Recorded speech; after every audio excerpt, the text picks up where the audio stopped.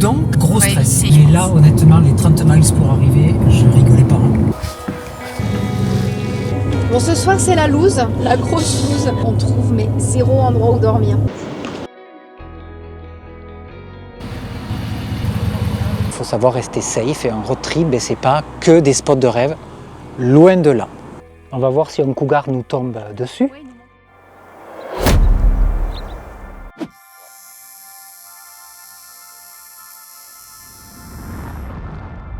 La route s'étire devant nous.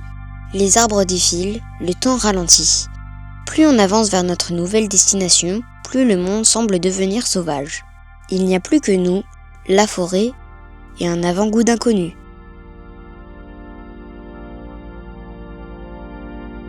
Ici, la végétation règne en silence. On fait nos premiers pas sur ce sentier et l'atmosphère humide nous enveloppe comme si ce sous-bois nous invitait à entrer.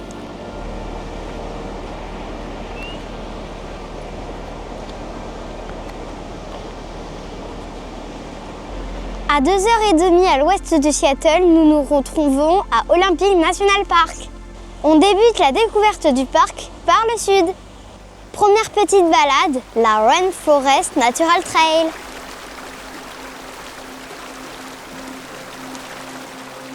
Entre la mousse, les fougères, la rivière et les super grands arbres, on se croirait dans un film fantasy. On va peut-être voir des fées. Ou des elfes.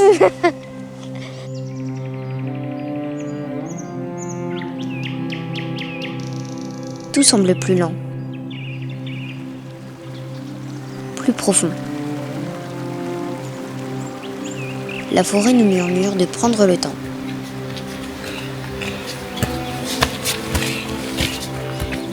Et de lever la tête. Comme une seconde peau, la mousse recouvre tout et parfois la végétation ralentit nos pas.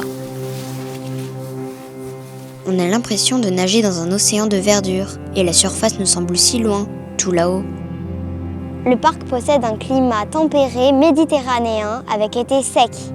En moyenne, la température annuelle est de 10 degrés et les précipitations sont de 676 mm. À titre de comparaison, à Paris, la température annuelle en moyenne est de 12,3 degrés et les précipitations sont de 475 mm. Aujourd'hui, il fait 13 degrés et c'est vraiment très humide. Pensez à vous couvrir! Dans ce parc, les arbres ne manquent pas. Mais à seulement quelques kilomètres, l'un d'entre eux semble traverser le temps. Un géant silencieux veille sur ces lieux depuis près de 1000 ans. Le roi, c'est lui, le plus grand épicéa du monde. Il règne sur cette forêt du haut de ses 58 mètres.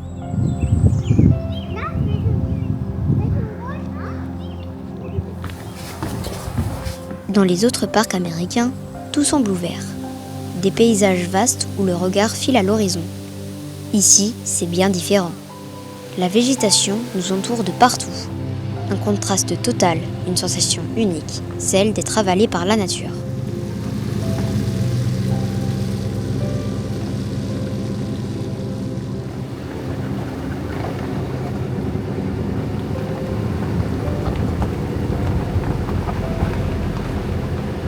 Mais Olympique, ce n'est pas que des forêts denses et silencieuses, c'est aussi l'océan.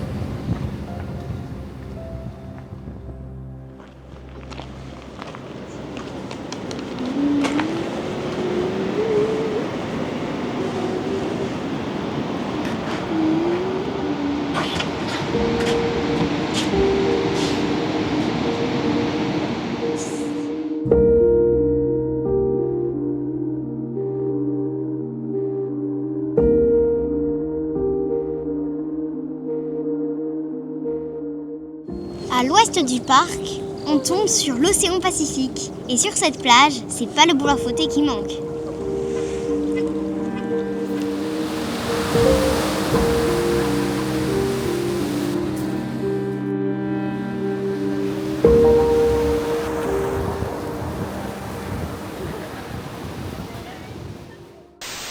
Un road trip, c'est fait pour vivre l'aventure. Sauf que parfois, l'aventure peut se transformer en gros moment de stress. Et là, sur ce coup, j'ai vraiment vécu un sale moment. Écoutez, la journée avait hyper bien commencé. Hier soir, on a dormi dans un camping au bord de l'océan. Et ensuite, on s'est dit que ça serait pas mal de faire un peu d'intendance et de remplir de l'eau, puisqu'on était au camping, c'était facile. Alors, la cellule est conçue d'une certaine manière. On a l'entrée d'essence, pour faire le plein d'essence du véhicule, et l'entrée d'eau, qui sont à 10 cm l'une de l'autre. Alors, c'est repéré, il y a écrit water et écrit fuel. Je me suis jamais trompé. Sauf que là, quelqu'un m'a parlé. Je ne sais plus pourquoi. J'ai retourné la tête et en discutant, j'ai ouvert l'essence. J'ai mis le tuyau d'eau dans le réservoir. Et genre, ça n'a pas duré longtemps. Ça a duré 2-3 secondes. Tant que je m'en aperçois, j'ai retiré. Avec un faible débit, mais il en faut pas trop. Et donc du coup, je démarre une fois, ça allait très bien. Je démarre une deuxième fois, voyant qu'il clignote clairement. Gros raté à l'allumage, évidemment. C'est pas un moteur qui fonctionne à l'eau. Hein. Non, ça marche Ce serait pas mal, mais c'est pas le cas. Donc, gros problème. C'est très risqué de rouler avec de l'eau dans le réservoir, puisque l'eau est plus lourde que l'essence et elle descend tout en bas et elle passe en premier. Et s'il y a trop d'eau, ben c'est bougie, injecteur dans le meilleur des cas. Cylindre. Casse moteur. Ouais. Et autant vous dire qu'un moteur, ça coûte pas 2000 euros. Donc, gros stress. Donc gros stress, il a fallu, donc on est au milieu d'Olympique, déjà on a du réseau de manière très très compliquée, il a fallu qu'on trouve un garage, donc il n'y en avait pas à moins de 35 miles, il fallait qu'on aille jusqu'à Forks, mais le problème semble réglé, on a juste vidangé. Hein. C'était la première chose à faire, enlever l'eau mélangée à l'essence. Voilà, première chose, il a tout vérifié. Les bougies, ça a l'air d'aller, enfin là il tourne plutôt rond. Mais là, honnêtement, les 30 miles pour arriver, je rigolais pas. Ouais. Parce que ça peut casser, ça peut clairement casser. Allez, on continue la visite olympique.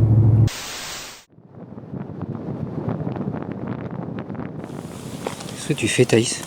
Je fais les trucs du Junior Ranger pour gagner un petit badge cousu et un grand badge.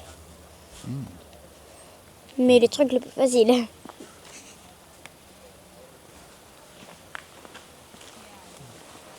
Et regardez, sur l'image, ici, pas voir des couleurs.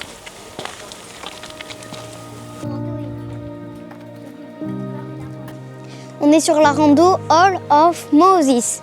Pas sûr de voir des cougars, par contre, il y a plein de moustiques.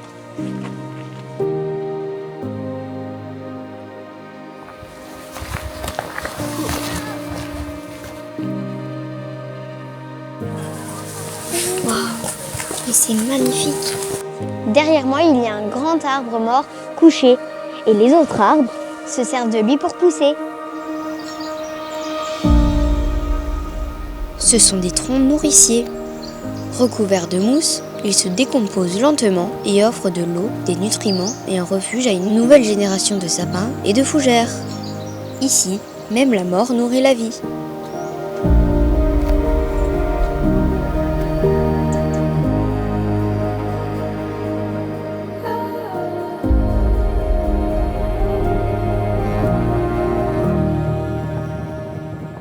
C'est pas tout.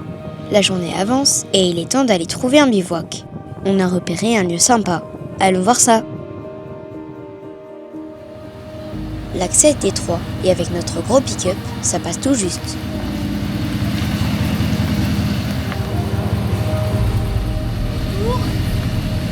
Vas-y, toi. C'est bon. T'as vu, c'est un super spot.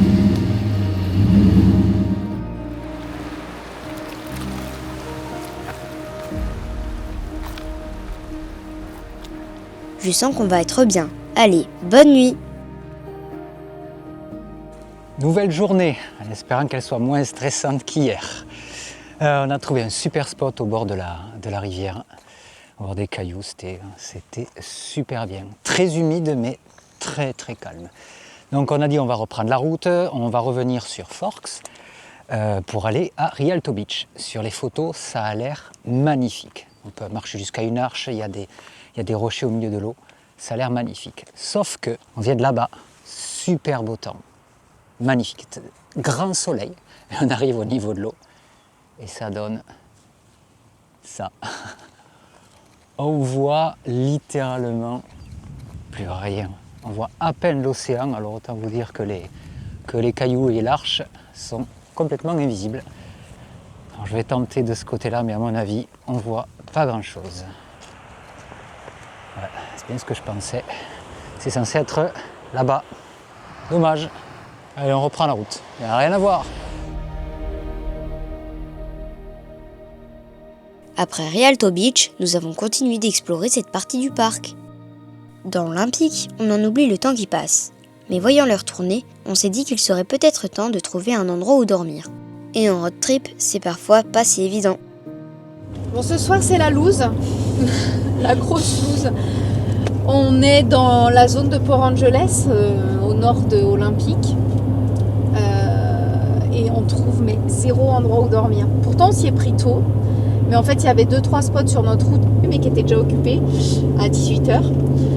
Donc, c'était pas possible. Et plus on avançait vers Port Angeles, plus ça devenait compliqué. Et en fait, ici, ça craint. Partout où on voudrait, où on pourrait dormir, les gens nous le déconseillent. Il vaut mieux pas rester dans son véhicule, sachant que nous, quand même, c'est particulier. On est quand même on ouvre une tente pop-up, quoi. Bon, c'est un peu galère. Ce fait que là, on est en train finalement de s'excentrer un peu de Port Angeles, mais on vient de tomber sur 2 Safeway qui nous ont dit non, un Walmart qui nous a dit je vous déconseille vraiment de rester aussi là, la ici. dame de chez Walmart, elle m'a dit vous pouvez, mais je vous déconseille. Ouais, la nuit, il se passe des choses pas bien sur le parking. Elle a dit bon. Walmart, c'est rare qu'on nous dise ça. Ouais. C'est la première fois. En plus, demain, on doit encore faire un tout petit truc dans le parc au niveau du Hurricane Reach qu'on n'a pas eu le temps de faire. Et après, on doit prendre le bateau à Port Angeles. Donc, on ne peut pas trop s'en éloigner non plus. Donc, Port Angeles, si vous devez y venir, prévoyez soit un camping, soit un hôtel. Parce que c'est la galère. Après, un hôtel, oui. Ouais. On pourrait s'arrêter sur un motel. Ouais, mais le problème, c'est que... C'est hyper cher. Alors, c'est pas... Déjà. Oui, déjà, c'est hyper cher. Et puis, c'est pas safe pour le véhicule qui est garé sur le parking. C'est vrai que sur e-Overlander, on ne voit pas 40 points s'offrir à nous.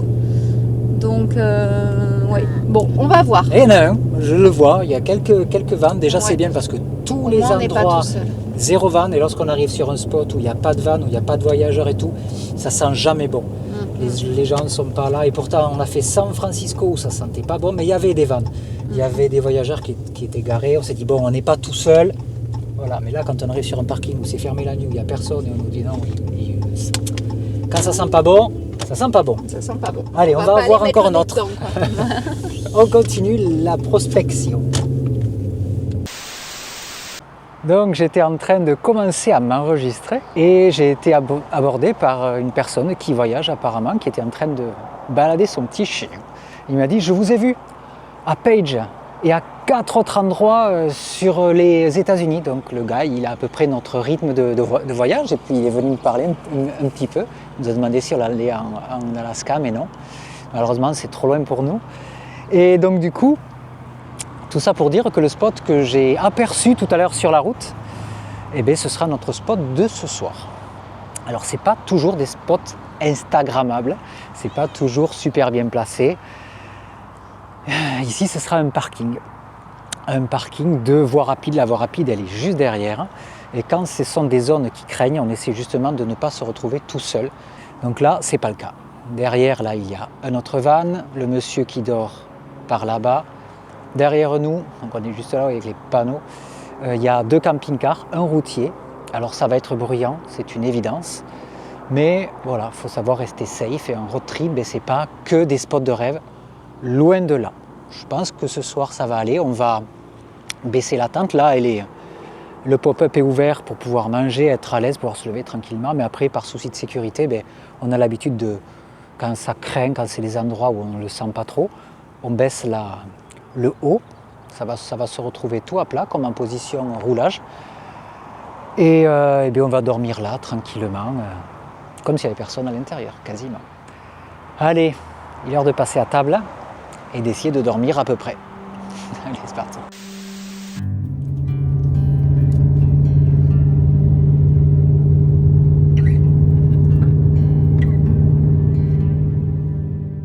Bon, finalement, la nuit s'est plutôt bien passée. Mais pour un parking de voie rapide, un petit peu bruyant comme on le pensait, évidemment. Ouais. Mais honnêtement, il n'y a pas eu de souci. Et puis, ce qui est rigolo, c'est qu'on a retrouvé nos copains voyageurs. Qui sont venus se garer juste à côté de nous par hasard. Qui étaient juste garés à côté de nous par le plus grand des hasards. Décidément. Donc, finalement, ça s'est super bien passé. Ouais. Là, on entame la dernière partie du parc avant de prendre le ferry. Donc, on est à Hurricane Ridge. Donc, on change totalement de décor. C'est vrai que dans ce parc, il y a quand même la forêt, l'océan, la montagne, puisque là, c'est très montagneux. Avec forcément le mont Olympique, il y a la neige. C'est même bizarre, on change vraiment de décor. On est passé de 40 mètres d'altitude à 1600 quasiment. 1600, ouais. En 30-40 minutes. Ouais. Donc, vraiment, et là, on a à peine commencé le trail qu'on avait prévu, donc le Hurricane Ridge Trail. Et déjà, il y avait au début de la rando des biches, donc ça c'est chouette. Donc on continue un petit peu pour voir ce qu'on peut trouver d'autre, mais le décor est sympa, il y a plein de petites fleurs sauvages, la montagne, les arbres, ça sent très bon. Donc ça c'est vraiment chouette. Très alpin. Regarde ces petites fleurs là. On va voir si un cougar nous tombe dessus. Oui, il nous manque le cougar, mais on espère le voir avant qu'il nous voie. Ouais, au pire on lui jette un enfant. Allez, on va faire un petit tour sur ce trail. Est-ce que je peux sauter? Oui. Regardez les fleurs. Ça sent bon? Oui. On va marcher un peu? Allez.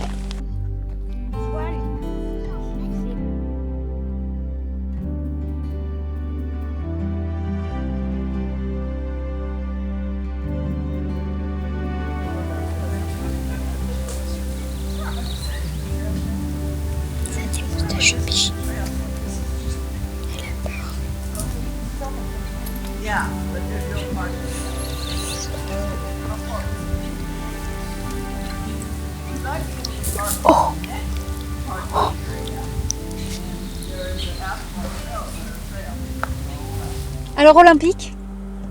Mitigé. Mitigé. Ouais, c'est le terme mitigé. Alors les points positifs, la variété peut-être des environnements, entre les forêts, l'océan, les rivières, la montagne qu'on ne s'attendait pas là, qu'on a eu à la fin.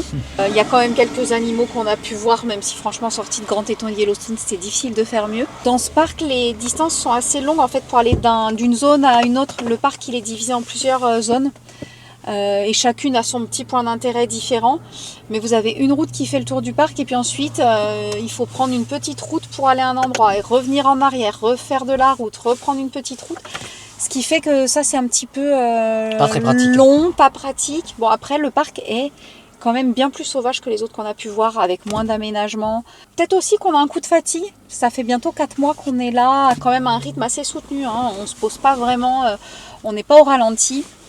Donc peut-être qu'il y a ça, et puis la hâte d'arriver aussi au Canada, peut-être de découvrir un nouveau pays. C'est la prochaine étape, là on y arrive. Donc je pense qu'on était sur cette phase un peu de transition, fin des États-Unis, alors pas fin du voyage aux États-Unis parce qu'on y re-rentrera.